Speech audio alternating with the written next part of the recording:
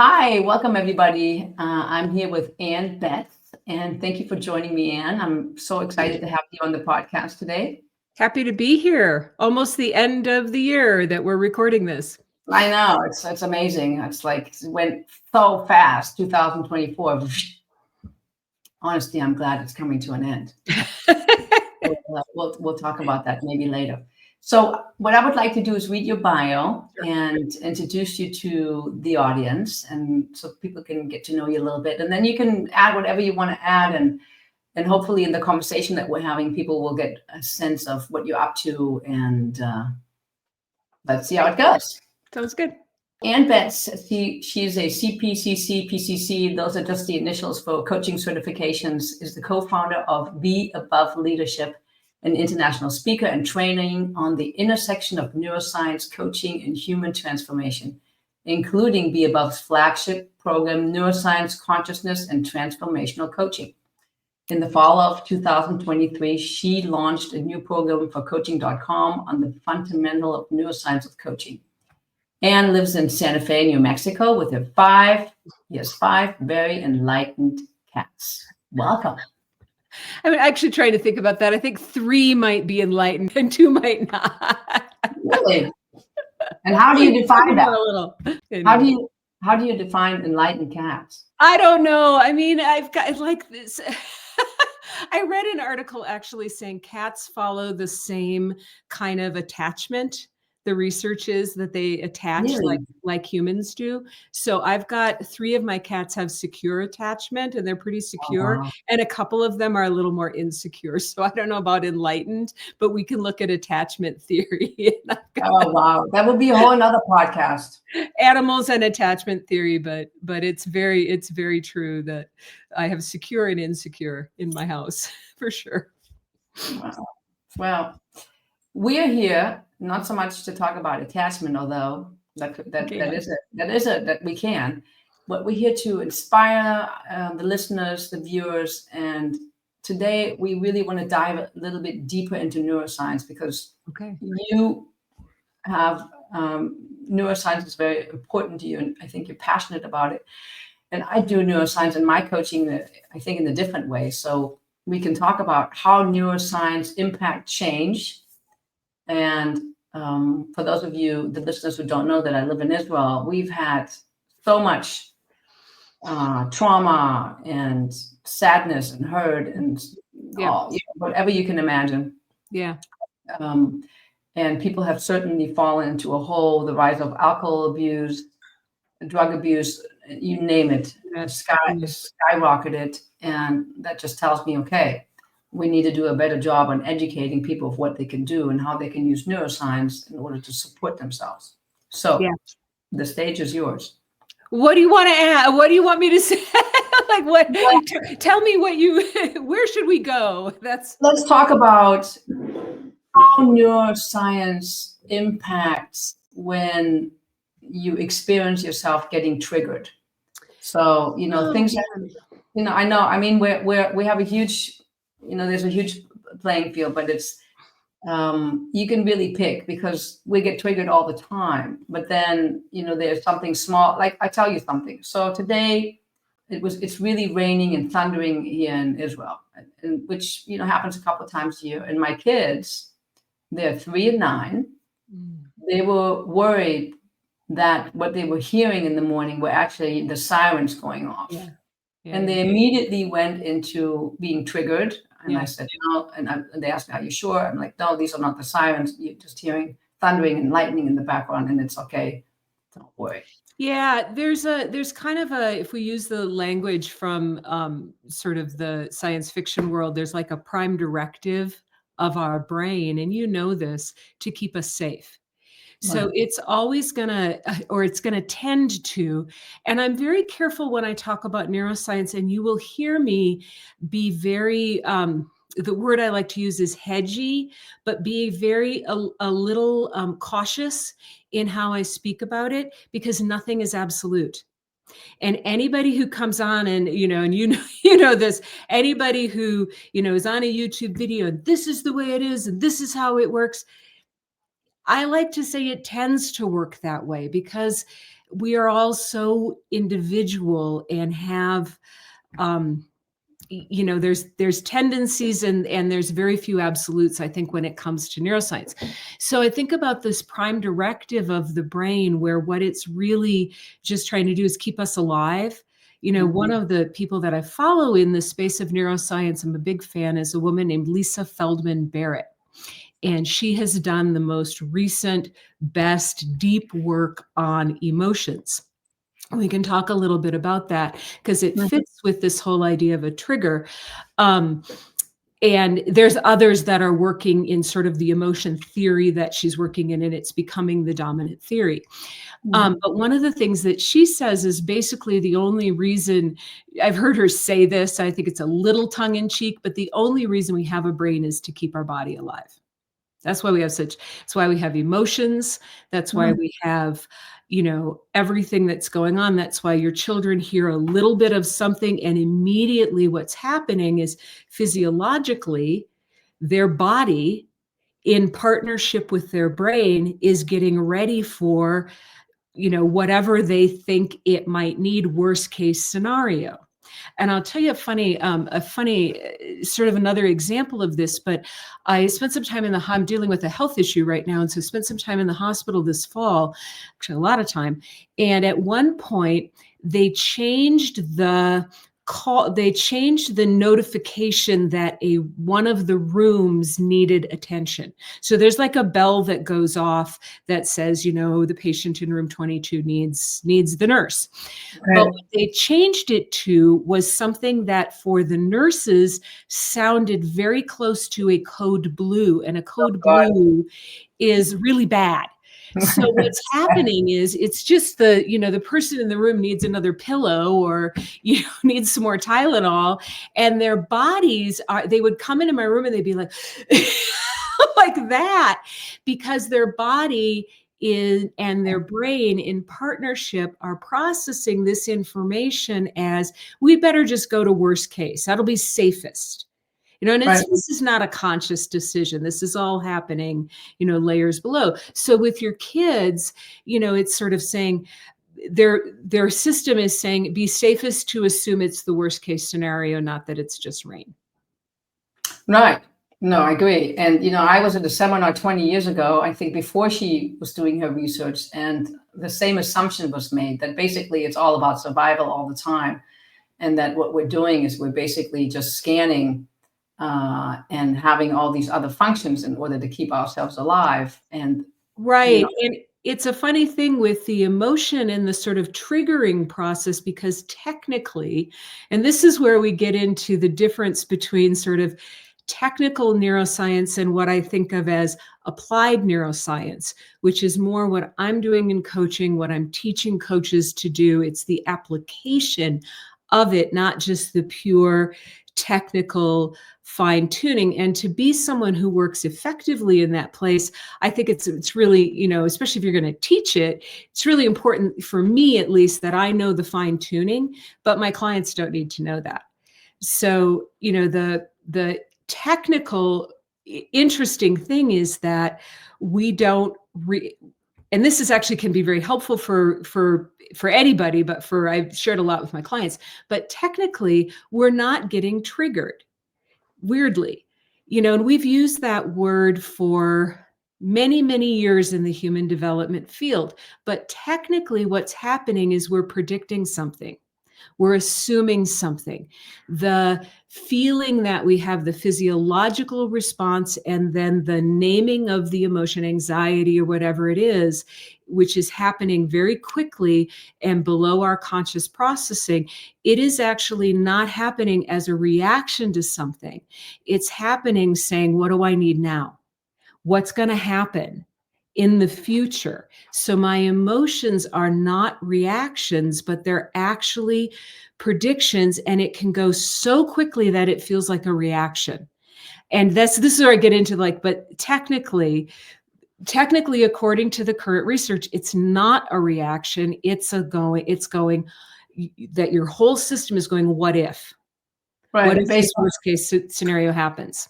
Based on what happened in the past. Based on what happened in the past, what I like to say is I often have my bookshelf behind me. What's happening is that we're tagging. If those are all my memories, if the books are like, memory doesn't work that way, but we'll just imagine those are my memories, right?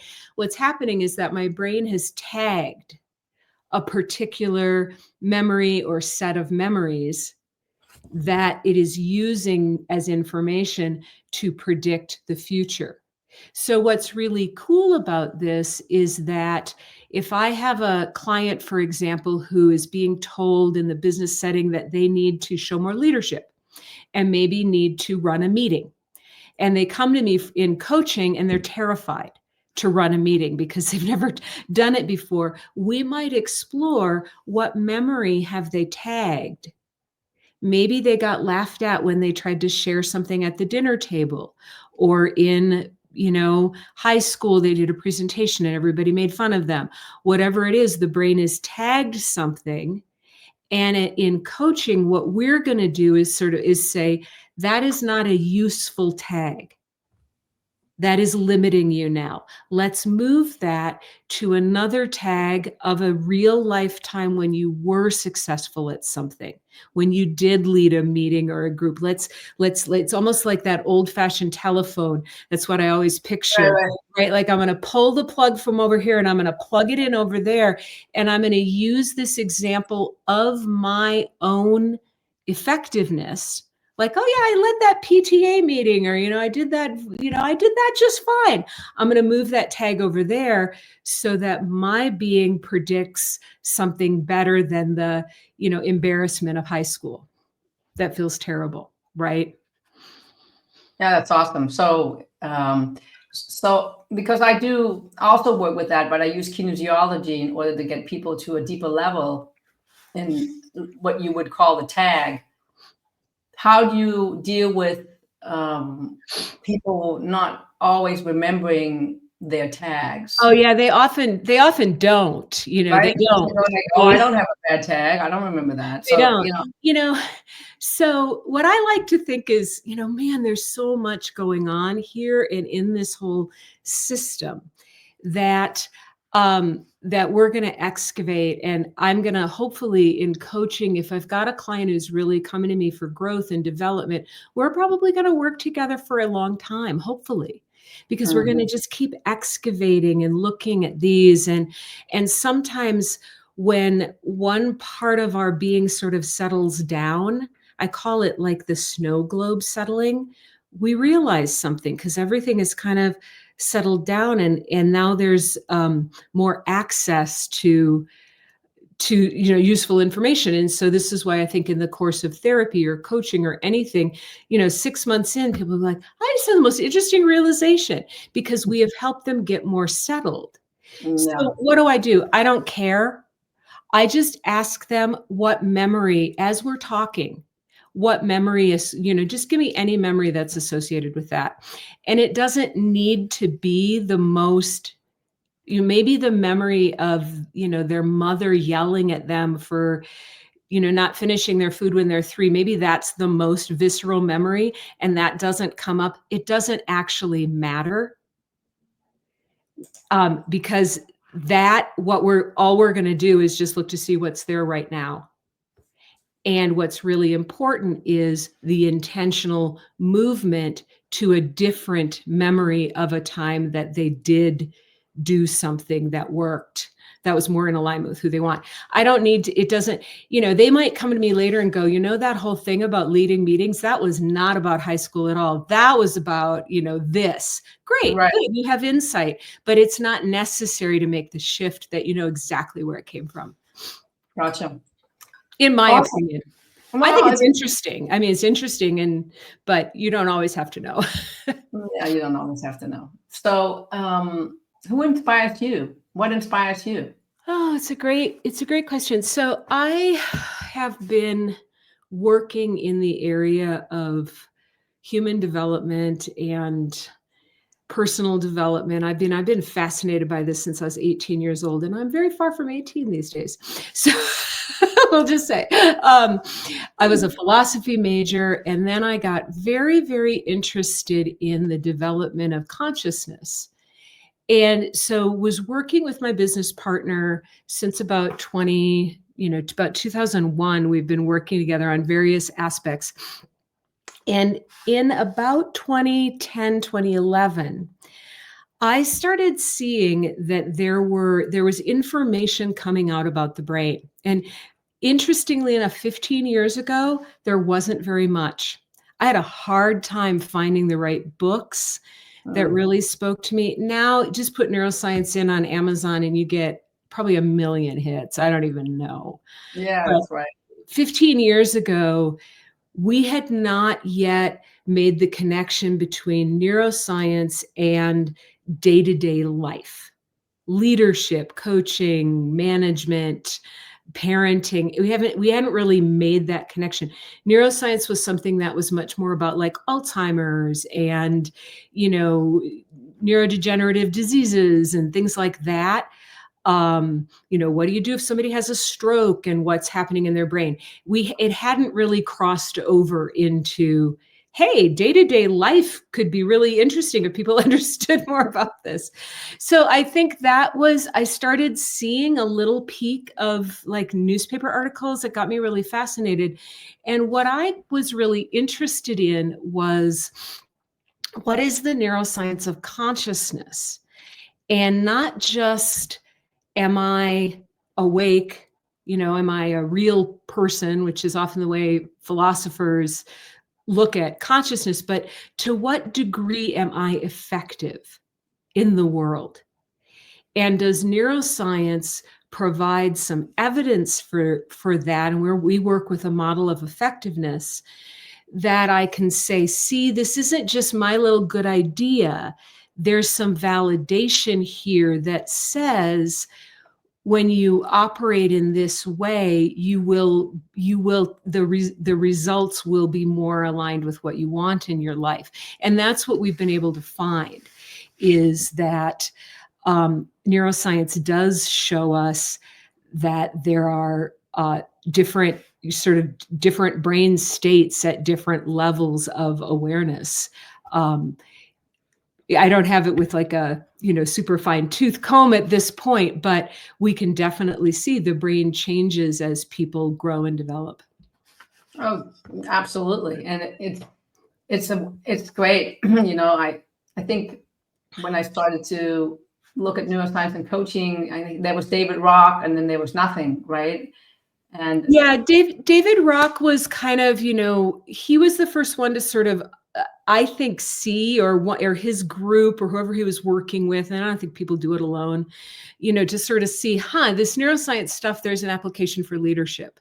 Right. And so I think that was really interesting. And he was an early, sort of formed that conversation about, 2008, 2009, 2010 in there, for sure.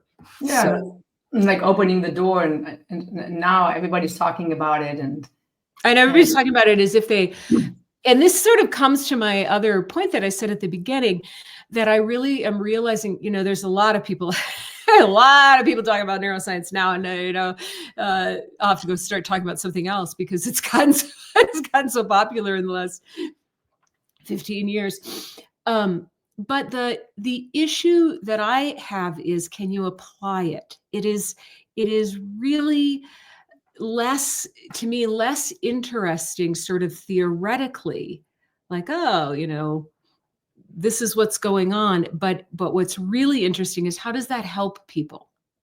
How does understanding your own brain or the brain of a client or a partner or a kid, what difference does it make, and what will you do differently now that you know?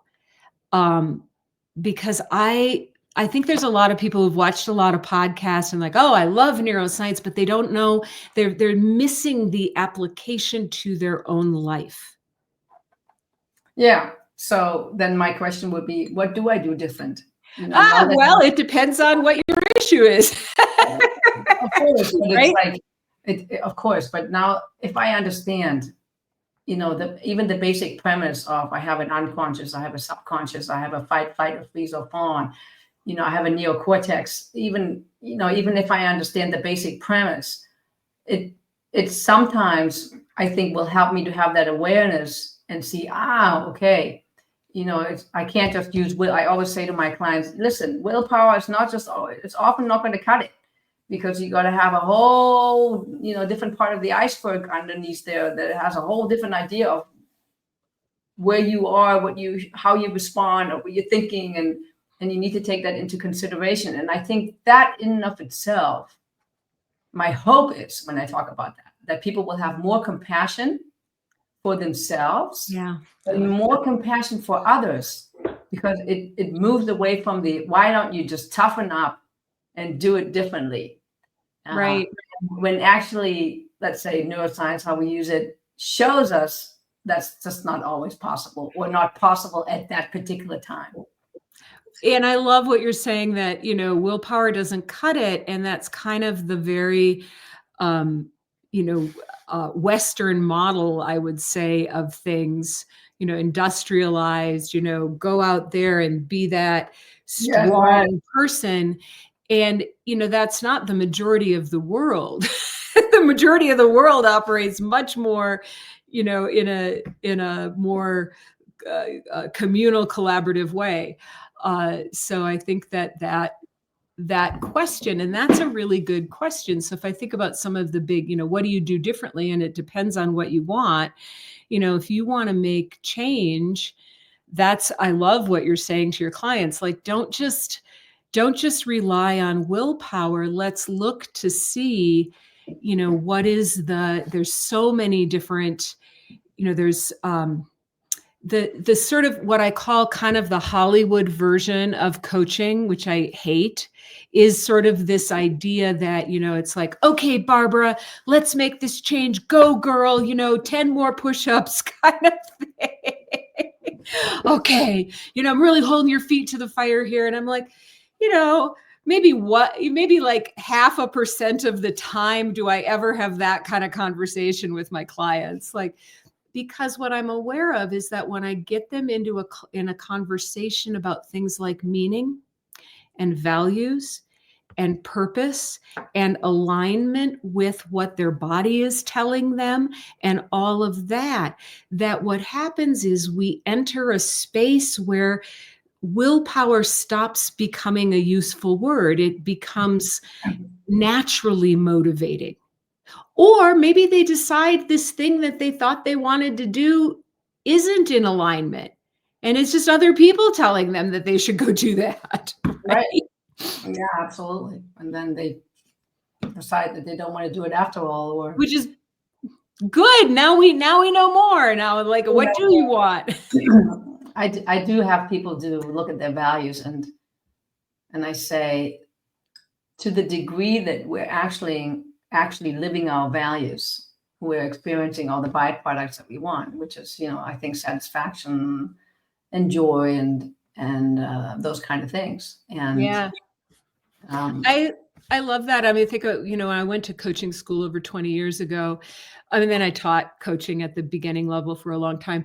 But one of the things that I remember my teachers telling me, and I remember this from over 20 years ago, is that the key to a fulfilling life, not necessarily happy, but fulfilled life, is the degree to which you can honor your values.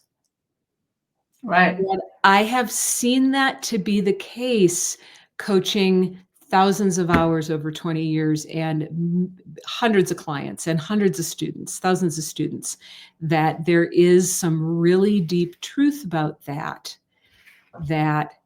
But excavating, this goes back to the excavating. And as I'm excavating in there, I might find there's a very strong limiting belief, and we need to take some time to work on that. And, there's all of these things that, it's like you can't just come in and just do looking for my brain up on my shelf, can't just come in and just kind of like wash it all and, 6 sessions and now you're all good because you had a coach. Doesn't really work like that. It doesn't really work that way. So talking about excavating a little bit more, would you say that there are some ideal or better places to put yourself in where the excavating is easier? Like places like states of consciousness, I would say. So, I would say, I was just coaching somebody earlier today, and, running 24/7, always having the TV on, and responding to email all the time, yeah, that kind of like yeah, scrolling on social media. And I would say that's probably harder to excavate when you're in that state. I mean, not probably, I know it's harder. yeah, absolutely. Yeah. And when we're putting ourselves in more states of consciousness where we can allow, things to come up or to evolve, or Oh, I mean, then it's, I mean, you probably have coached people that come to you and say, "Oh, I just want to know what I want to do when I grow up." And I always say, it's unlikely that the clouds are gonna part and that you're gonna hear this booming voice saying, wouldn't that be nice? Would that be awesome? your There you go. job Of is course, we'd going to all be ignore it anyway. Yeah. right. I think there's a couple of things. One is that I think a lot of folks, and probably way like in Israel, there's a whole other reason for this, but a lot of folks all over the world are operating with undiagnosed stress. Oh God. Basically, they're in it. The analogy that I often use is I used to backpack. I used to go backpacking, and the analogy that I use is it's like you come to the end of the day and you put your backpack down and you don't realize how heavy it was. Wow. And I think there's a lot of folks right now that's how stress is for them. They're just carrying this heavy backpack, trying to get up, get down the trail a little bit more.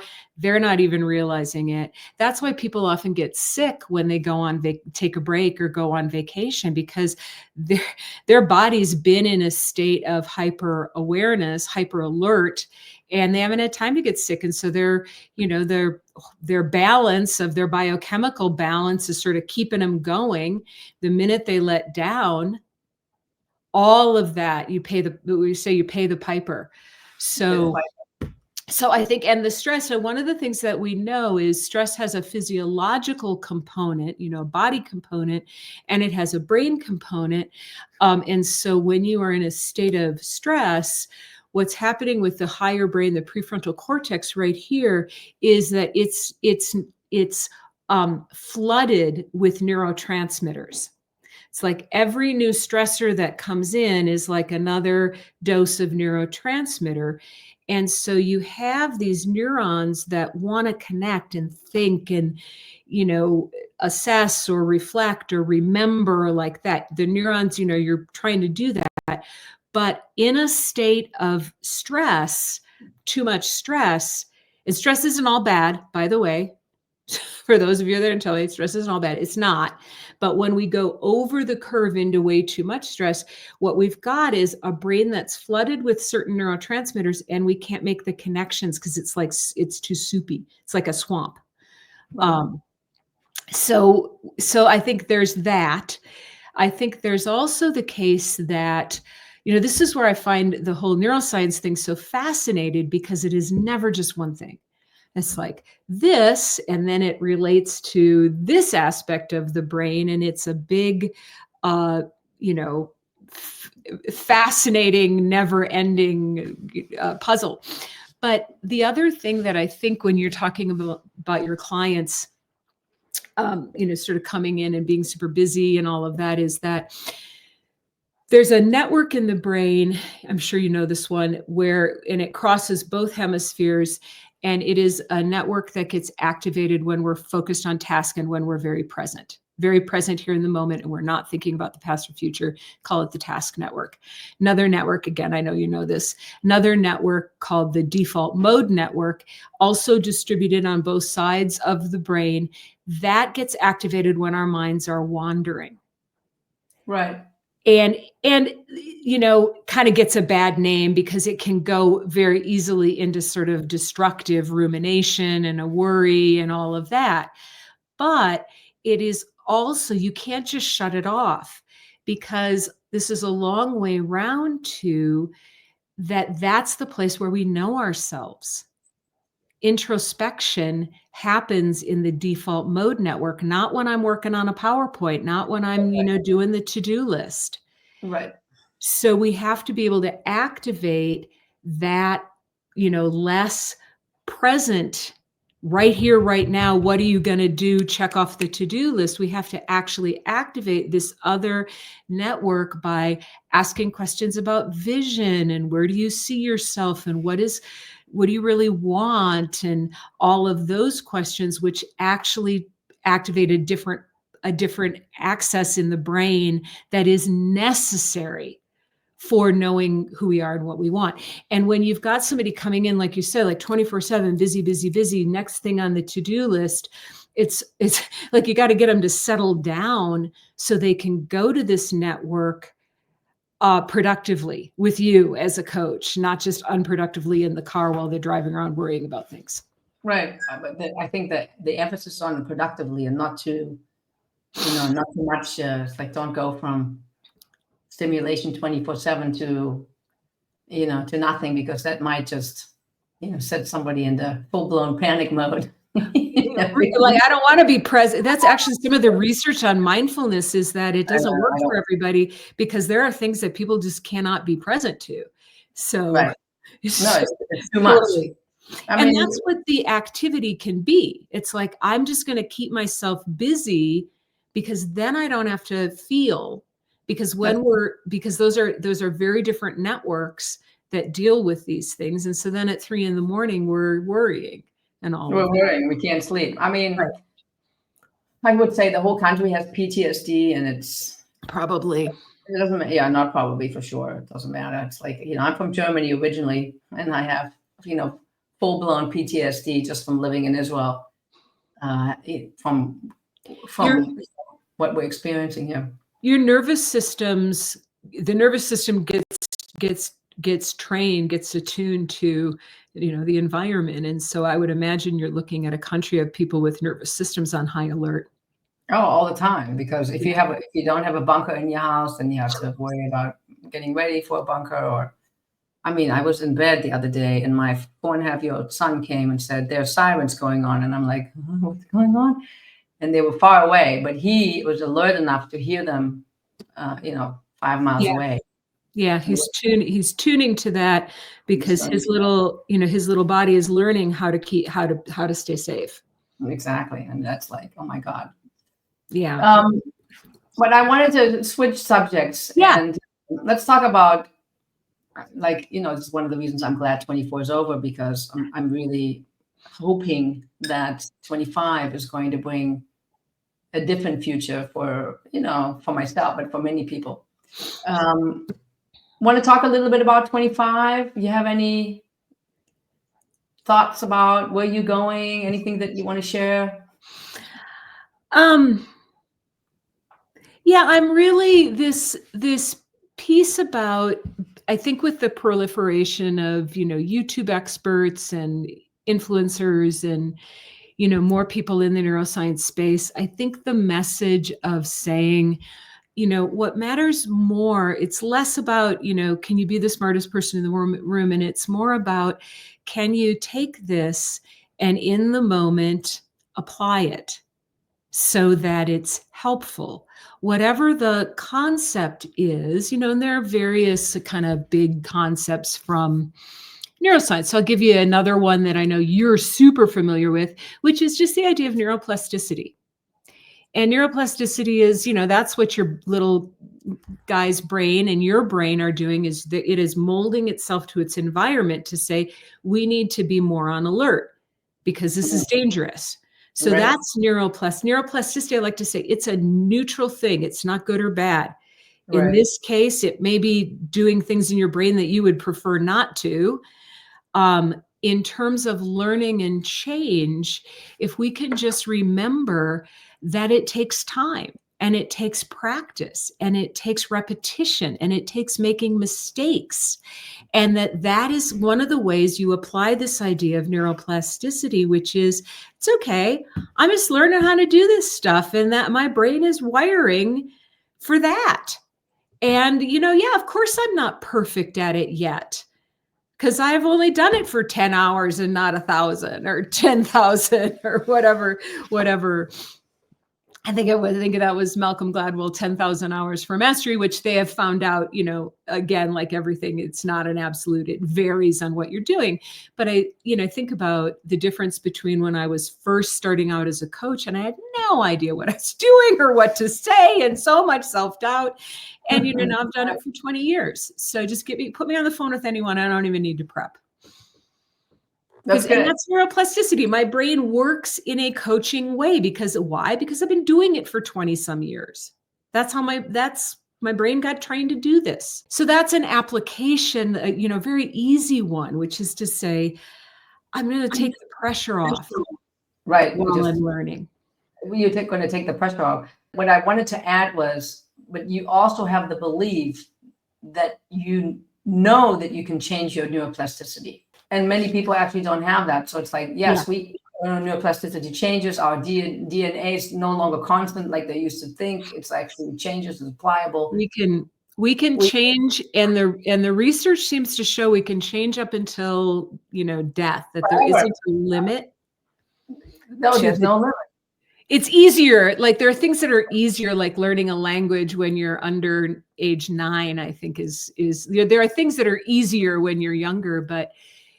And I think people get frustrated with change. And we see this at the beginning of every year. They get so frustrated. They want to go on a diet. They want to start going to the gym because they want to have that thing right now. And if it's a behavioral change, like I'm going to be more patient this year. 2025 is my year of patience. That's like, you gotta really have reminders. You've got to have structures. You've got to have strategy for that, because what will happen to the brain especially as we get stressed and overwhelmed, is the brain go, well, forget that. That's too much work. I'm just going to do it the way I've always done it, where I already have those neural connections happening. Right. So that's also where I think it can be so helpful to have a coach, for many, many things, for the the excavation, but also for the reminder. Yeah. Like you're okay. This is what you said you wanted to work on this year. Right. So bottom line, what are you going to work on for 2025? Kind of neuroplasticity is going to.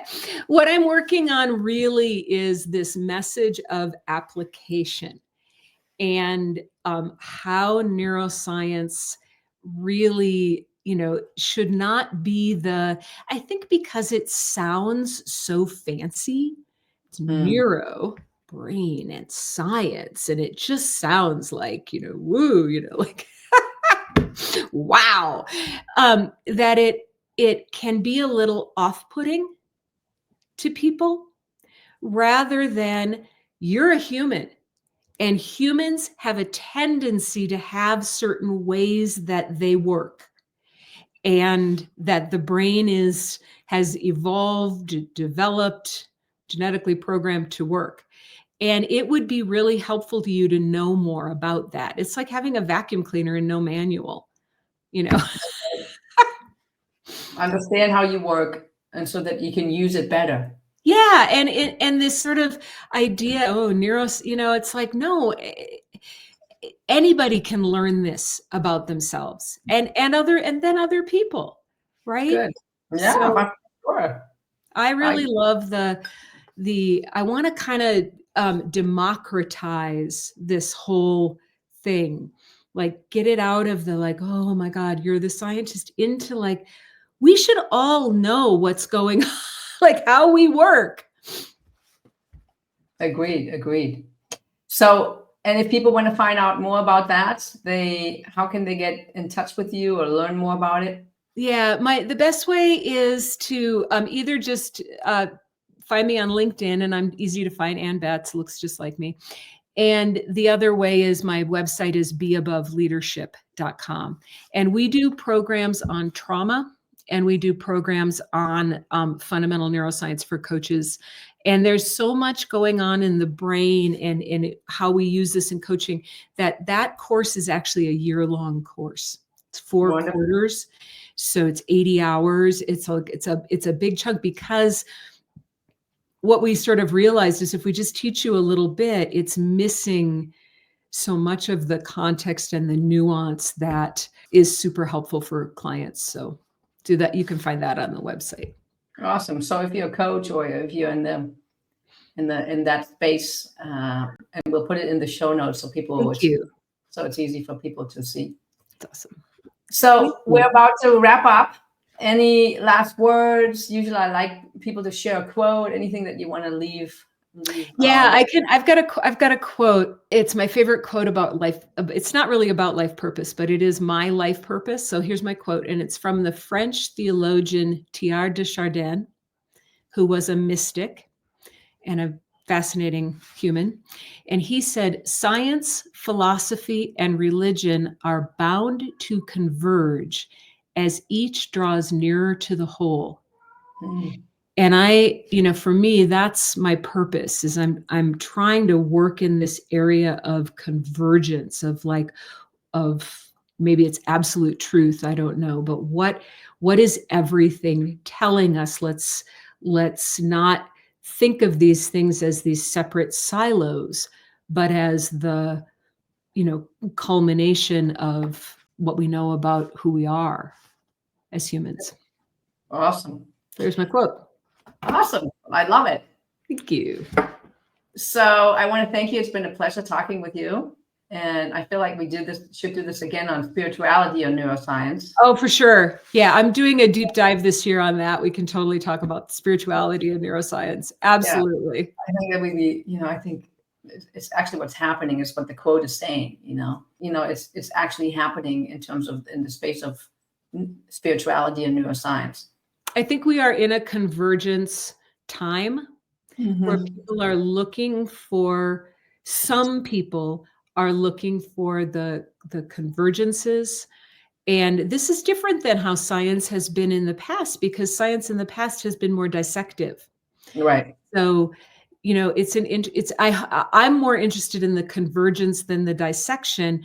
And the last thing I'll leave you with is that, and again, I know you know this, but when I first started studying neuroscience, it was all about what area, where can we find that in the brain, and and what does this do and what does that do?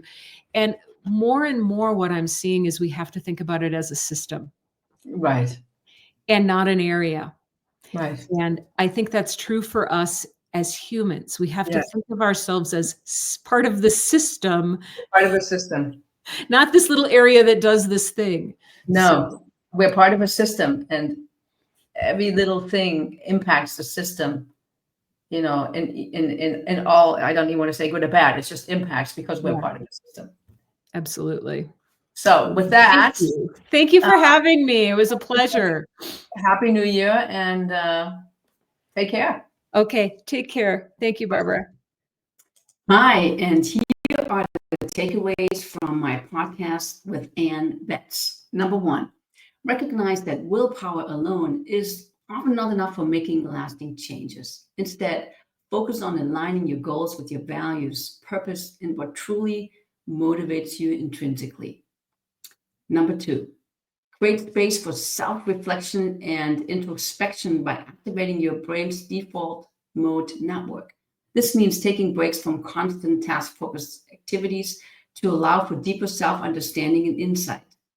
Number 3, when trying to make changes or learn new skills, be patient with yourself and remember that neuroplasticity takes time. Set realistic expectations and understand that mistakes and repetition are part of the learning process. Number 4, be aware of your stress levels and take steps to manage them, as chronic stress can impair higher brain functions and decision-making. Find ways to settle down your nervous system regularly.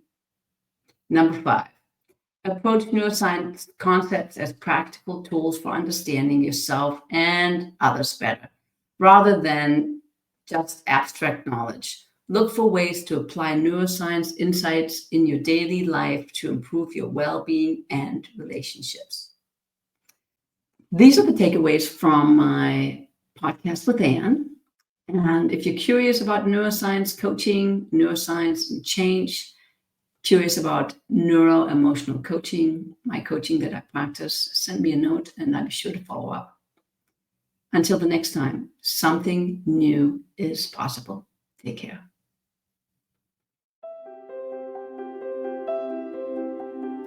All right, action takers, as we wrap up today's episode, I want you to know that I believe in you. Each of you has the power to create positive change in your life, no matter where you're starting from. Remember, it's okay to take small steps. Every bit of progress counts. And the sooner you can take action, the better, because your saboteur loves to create doubt and confusion. If you enjoyed what you heard today, you know what I'll ask of you. Like, subscribe, leave Apple and Spotify ratings and reviews, tell a friend, and generally do all the things you would do to support a podcast you love. Your support helps this message reach more people who might need to hear it, especially right now. I'll be back in 2 weeks with another episode to support you on your journey. Until then, this is Dr. Barbara, reminding you that you're worthy of an extraordinary life. Be kind to yourself as you work towards your goals, and remember, I am rooting for you every step of the way.